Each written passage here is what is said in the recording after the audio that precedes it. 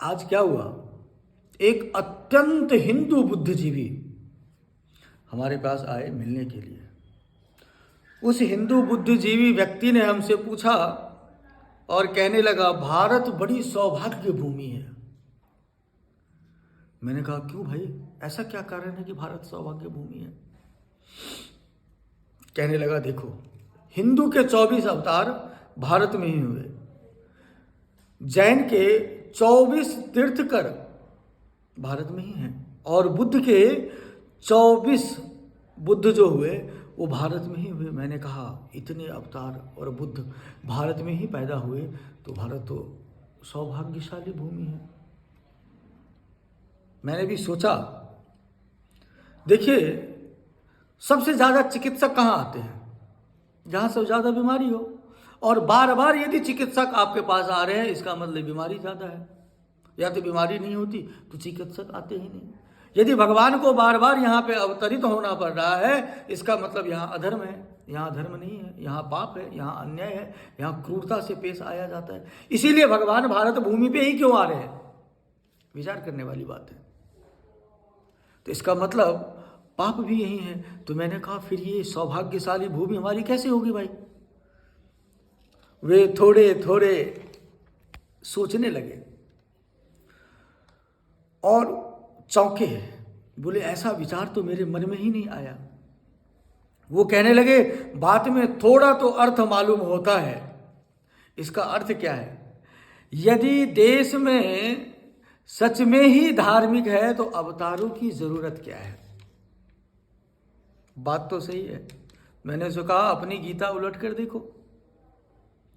जहां अंधेरा होगा, धर्म भ्रष्ट हो जाएगा, साधु पीड़ित किए जाएंगे, तब मैं अवतार लूंगा। ऐसा श्री कृष्ण ने श्रीमद् भागवत गीता में कहा है। जब अधर्मों की संख्या बढ़ती जाएगी, धर्म का हानि होगा, तब मैं अवतार लूंगा। कृष्ण, इसका मतलब कृष्ण वहीं आएंगे जहां अधर्म होगा, जहां पाप होगा, जहां भ्रष्ट लोग होंगे, जहां साधुओं को पीड़ित किया जाएगा, वहां कृष्ण अवतार लेंगे। और यहां तो अधर्म होगा, इसीलिए कृष्ण यहां आएंगे, विष्णु यहां आएंगे। कल की अवतार में जो उत्तर प्रदेश में जन्म लेने की जो वर्णन आता है शास्त्र में, इसका मतलब अधर्म ज्यादा होगा। इसको तुम धार्मिक देश ना कहना।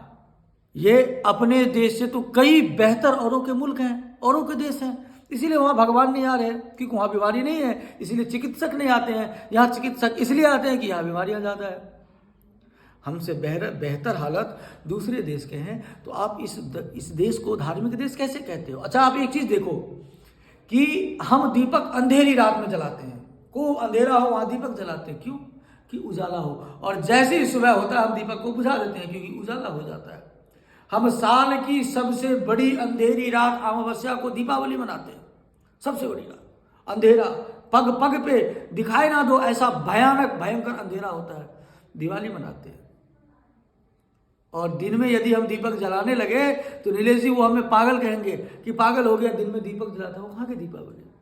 कहने का मतलब यही है कि भगवान वही अवतार लेंगे जहां अधर्म होगा, और अधर्म, पाप, भ्रष्ट लोग, अन्याय जहां होता रहेगा वहां भगवान अवतरित रहेंगे।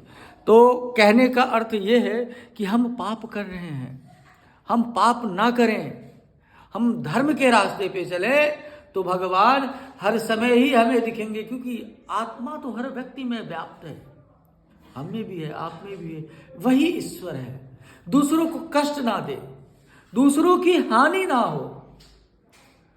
भगवान अवतार नहीं लेंगे, साक्षात आपको भगवान दिखाई देंगे।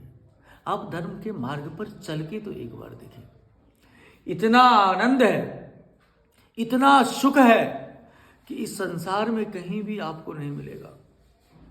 परंतु अन्याय के मार्ग पे आपको कष्ट मिलेगा, दुख होगा, दर्द होगा। धर्म के मार्ग में थोड़ी सी कठिनाइयां जरूर आएगी, परंतु उसके बाद आपको आराम मिलेगा।